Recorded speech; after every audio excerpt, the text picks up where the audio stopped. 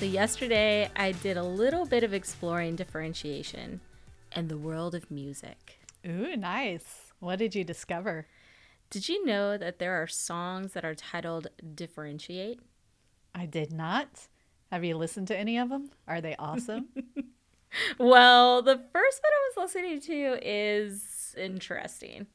How so? Like vocals? Lots of synth? I would say it's hard rock or metal, but there are no vocals. It's definitely different. I wonder if some teacher somewhere made that a musical exploration of differentiation to share with the world. I'm not sure. The music is created by so many different artists from different music genres. Here's a little peek behind the curtain, or into the recording studio, as it were. We just had to take a listening break to check out some of these differentiation songs. If we come back with a different theme song, that may be why. And on that note, note, Hi, everyone, and welcome to Con La Familia. always learning together. I'm Tree Shields. And I'm Chelsea Edge. Today, we are continuing our series about differentiation by focusing on our EB or Emergent Bilingual and Multilingual students. So stick around and enjoy.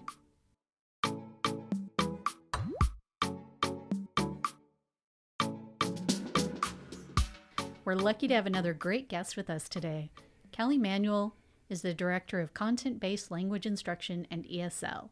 This is her 13th year with the district, and she has graciously agreed to answer some questions related to our topic of differentiation.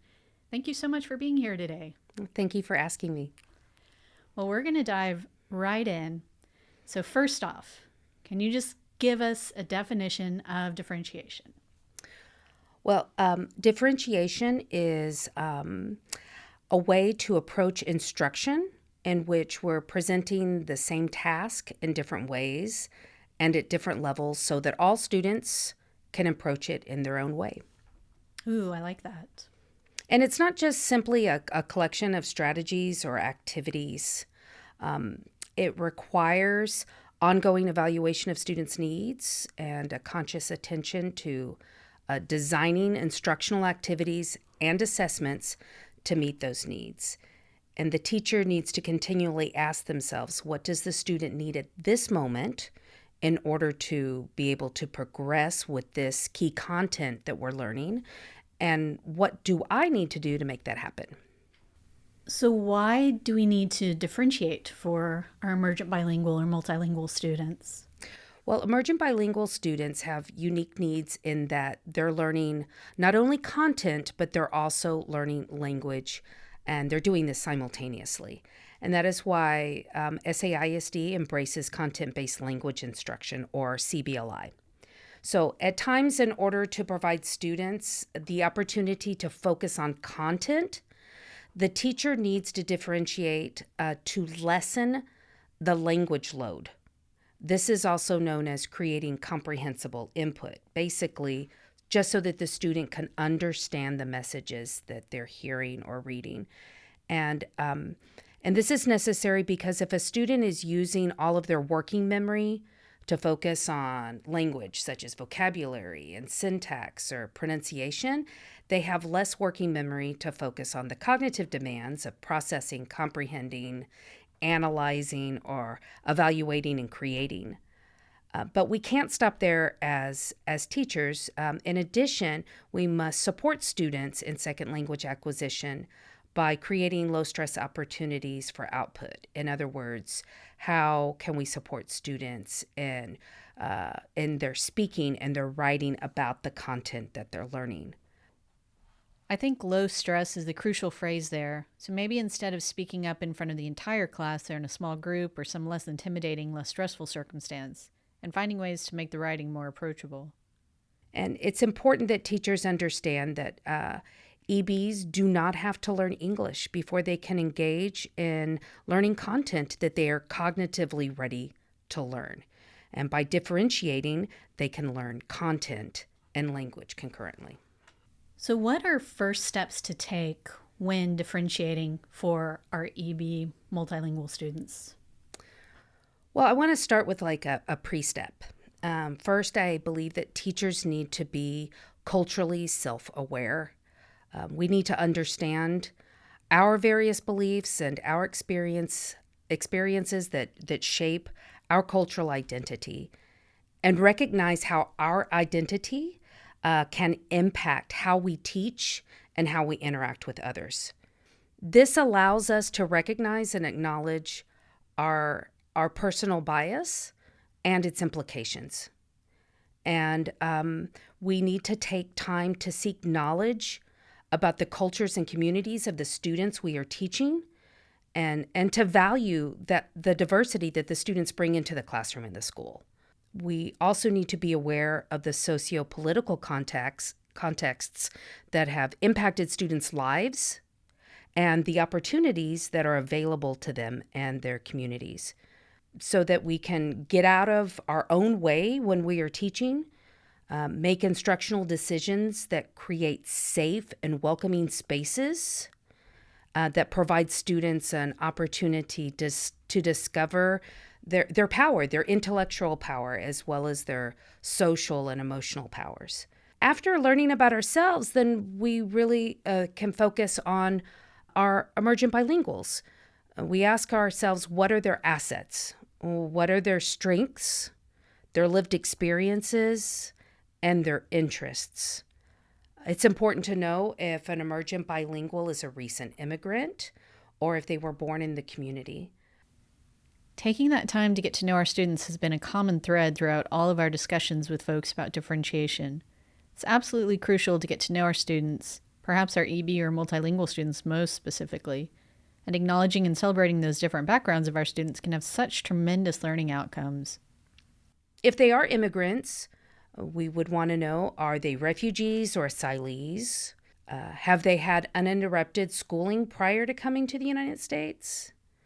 Have they experienced trauma in their home countries or on their journeys to the U.S.?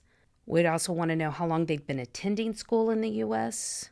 All of these things are going to attribute to the instructional decisions that we make for our students. Now, for all emergent bilinguals, regardless if they're recent immigrants or they were born in the United States and have been in U.S. schools during all of their education, we need to know what their first language is. And are they literate in their first language? We know that if students feel safe and welcomed in the classroom, they're going to be more comfortable with taking risks. And it's very risky to practice a new language in front of their peers. Even as an adult, practicing a new language in front of other people is absolutely intimidating. So we've discussed the importance of understanding how our backgrounds impact us. What's the next step? What else is crucial to know with our emergent bilingual or multilingual students? So after we learn about ourselves and we understand more about our emergent bilinguals' backgrounds, then we want to focus on their proficiency in the target language. And that target language may be English, but it might be Spanish. As you know, we have a very robust dual language program in SAISD.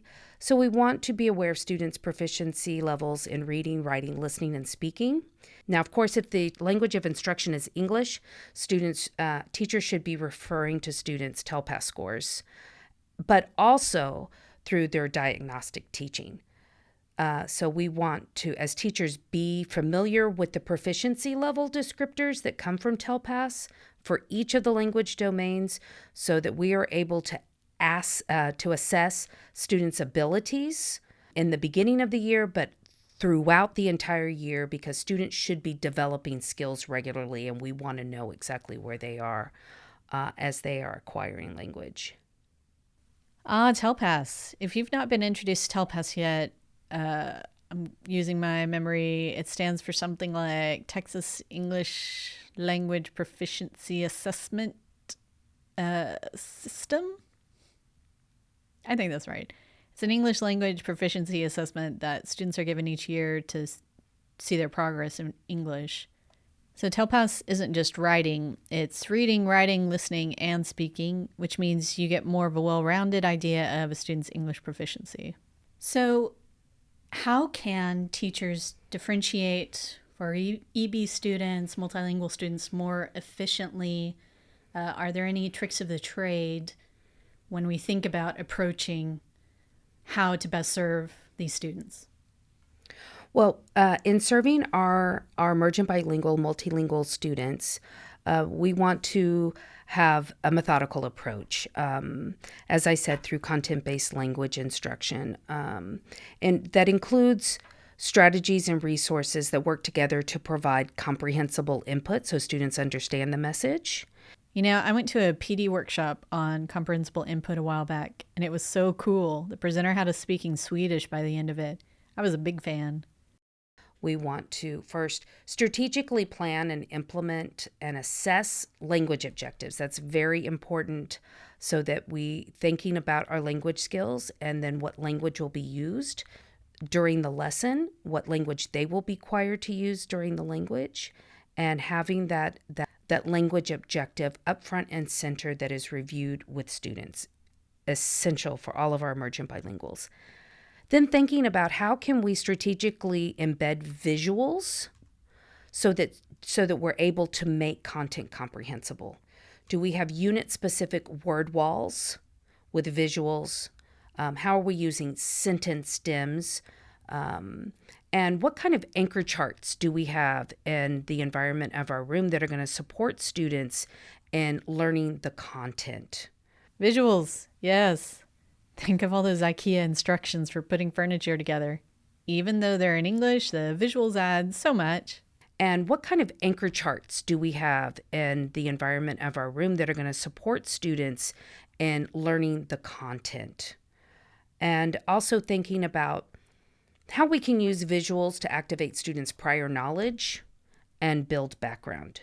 As we're thinking about the flow of our lesson, it's important to think, where is the most appropriate place to chunk this instruction or this activity so students have an opportunity to process the information? So as students are, learning content and language at the same time, it creates a huge demand on their working memory. And so they'll need to have periodic times where they can stop and process and check their understanding on their own or with a partner. I suggest doing that with a partner to make sure that they have opportunities to negotiate meaning.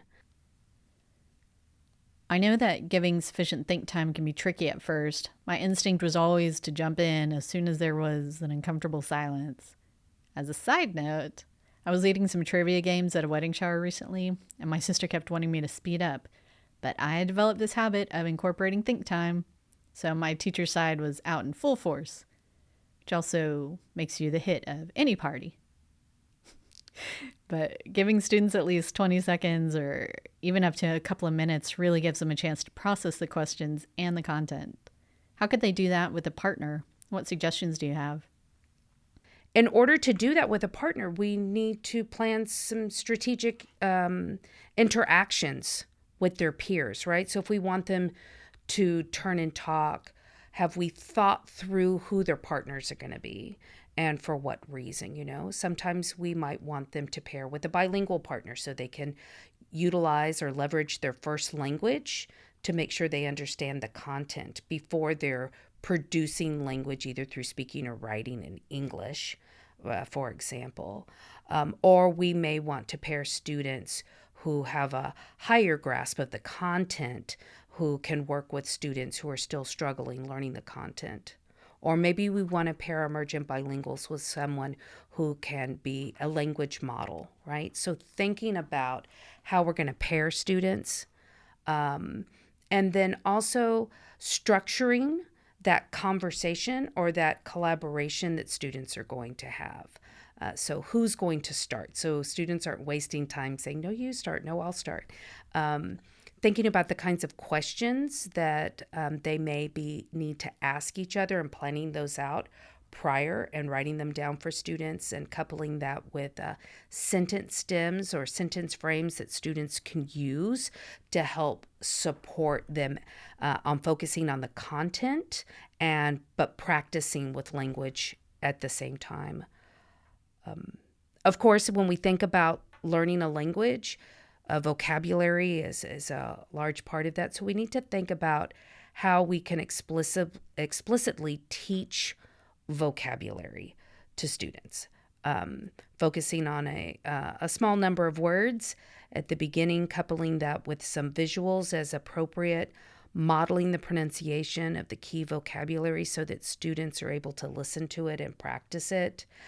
Because if they're not comfortable pronouncing it, they most likely will not use it in their conversations.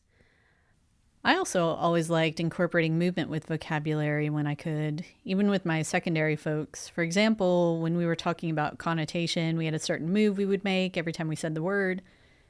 Same when we use denotation. So practicing speaking is crucial. What about the other domains? The same is true for when we think about reading and writing activities, which students are going to be doing in all classes. How can we structure the reading and writing activities so that we are sure that students are going to be successful? What kind of annotation skills or annotation systems are we going to ask students to use as they're reading to support their comprehension and analysis? What kind of graphic organizers can we use as tools to support that comprehension as well? Within writing, have we thought through what an exemplar answer would be to certain questions as teachers? And then taking that exemplar answer and creating sentence stems or paragraph frames that some of our students who are beginners or intermediates could use in responding to those questions. And then our knowledge of the first language, we can learn that a little by little over time if we do not speak the student's first language, but asking ourselves what kind of cross-linguistic connections can we help students make, right? Is the student able to identify cognates in the target language and contrast that to their first language? Are they able to see repeated patterns in the target language compared to the repeated patterns in their first language? Having this awareness will really help students as they interact with new words that are not part of daily instruction. Wow, that was a very informative answer to that question. Makes me think about the importance of our language objectives and embedding those supports.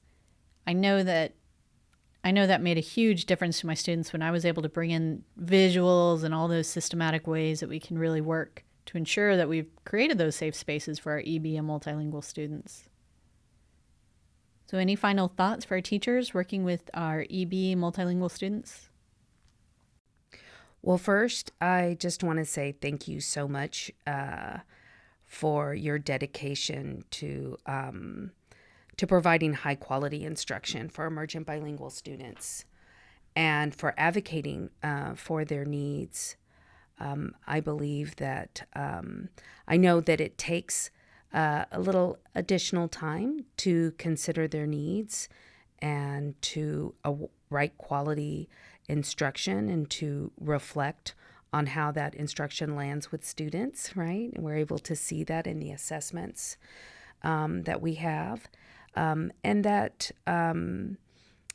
also to think about the unique ways that our emergent bilingual students add to the class culture and their points of view, the uniqueness of their points of view and their lived experiences, how it adds to the richness of the classroom. And I know that as an educator, I learned so much from my students, the way that they saw the world and the way that they interacted with each other, and learning from the different cultures that they brought into my classroom, which has just made my life much richer.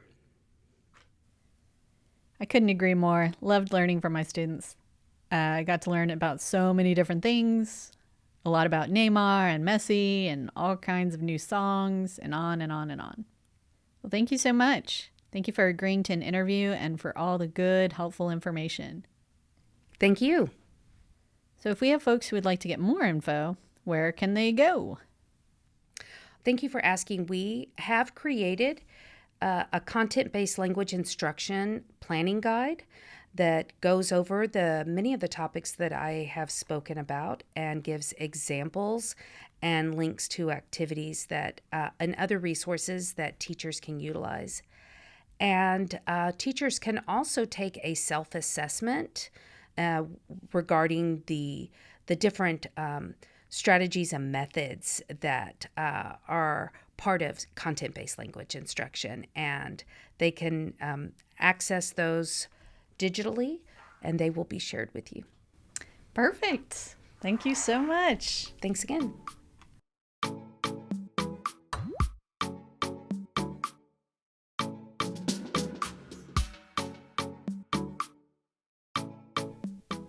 And now it's time for another awesome classroom story. We're joined in studio by Celeste Cadena, a coordinator with Ed Tech and Design. Thanks for stopping by to share your classroom story with us. Happy to be here. All right, so my story takes place in a pre-K classroom in our district, and we were very scrappy with funding, so we discovered that we could get a discounted trip to go to the San Antonio Zoo, so we were very excited about that. But because it was a last-minute trip, we didn't have buses available. So we found out that we could actually take the city bus to the zoo for the field trip. Sounds like a great idea already, right? So we get our pre-K students. I was a pre-K assistant at the time. And we loaded them up into the school bus. Of course, we had parent permission as well. We were sharing that bus with a lot of different people, so it wasn't just empty for students. Luckily, we were able to pretty much stay in the back of the bus, and we made our way to our first stop, which was a change. So we did change buses, a bunch of pre-K students. With all these pre-K.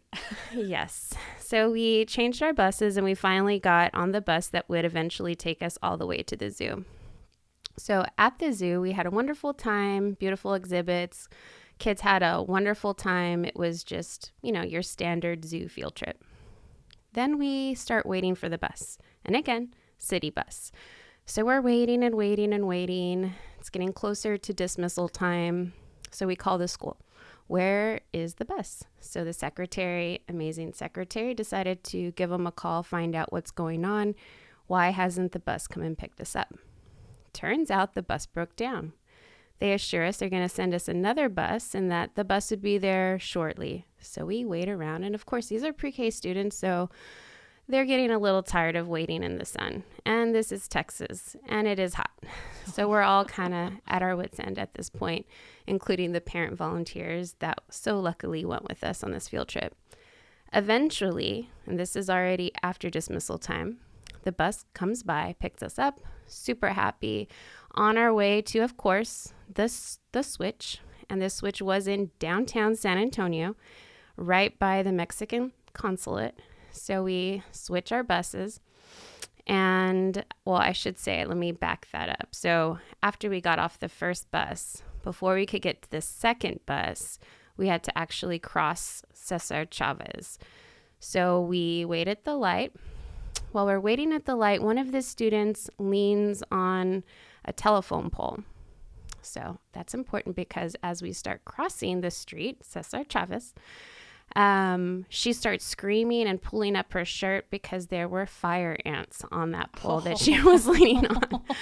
So we run across the street and we start hitting the fire ants off of her, and she's screaming, and we finally make it across the street.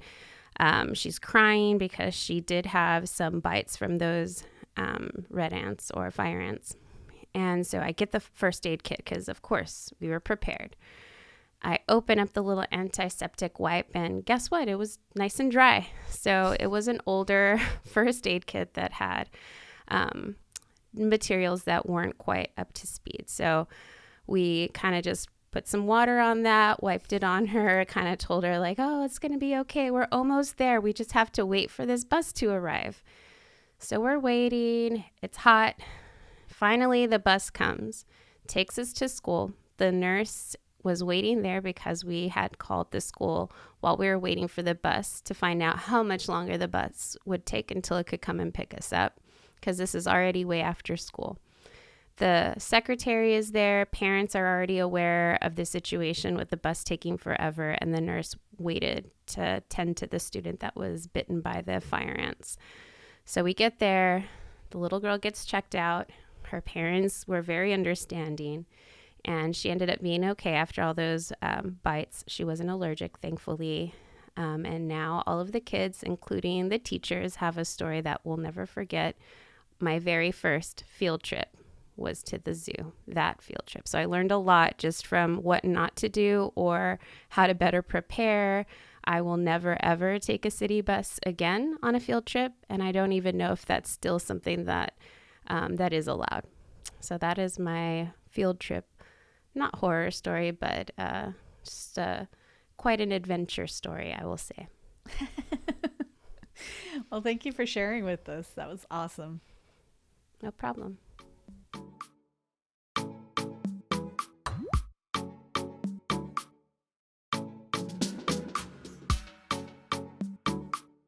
Now it's time for another great segment, Shout Out to Success. Shout out to the Bibliotech EDU folks who are awesomely helpful. Shout out to Mr. Louis Gutierrez for all the cool art things he is doing to elevate art at Jefferson. Shout out to Ms. Houston at Hot Wells for finding ways to engage students in reading. Shout out to Mr. Munguia at Pershing Elementary for a great turnout at the winter performance. Hey Chelsea, do you realize this is our 4th episode? I know, very exciting. As we continue on with our next episode, please remember to submit your education questions, inspirational or funny classroom stories, and of course, any shout-outs to success. You can email us at conlafamilia@saisd.net.